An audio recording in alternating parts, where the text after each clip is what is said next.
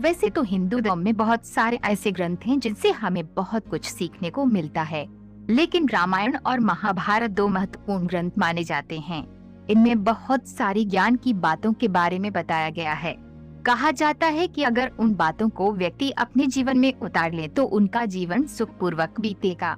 लेकिन रामायण में ऐसे 3 काम बताए गए हैं कि अगर व्यक्ति उसे करता है तो उसका जीवन तबाह हो सकता है।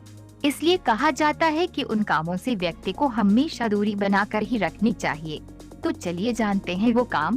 परस्वान आचरणम परदाराभिमर्शनम सुहृदयामति शंकाचत्रयो दोषाः क्षयवहाः। जो मनुष्य दूसरों की वस्तु हड़पने या चुराने का प्रयास करता है वह पापी माना जाता है।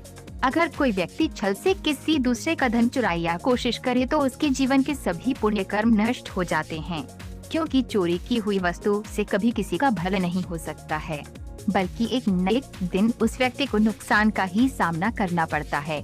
चोरी करने वाले मनुष्य या ऐसे काम में साथ देने वाले मनुष्य को नरक में दुख भोगना पड़ते हैं। इसलिए कभी किसी को ऐसे काम नहीं करने चाहिए जिससे कई बाद में उसी का नुकसान हो। धर्म ग्रंथों में किसी पराई स्त्री की तरफ देखना भी पाप माना जाता है। ग्रंथों के अनुसार इस पाप का प्रायश्चित किसी भी तरह संभव नहीं होता।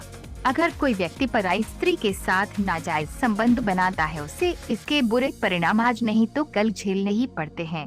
पराई स्त्री के साथ समागम करने वाले मनुष्य को जयंती नामक नरक में अपने पापों की सजा को भोगना पड़ता है।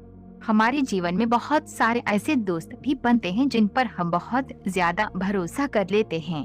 तो ऐसे में हमें कभी भी किसी का विश्वास नहीं तोड़ना चाहिए और न ही उनके साथ कभी धोखा करना चाहिए।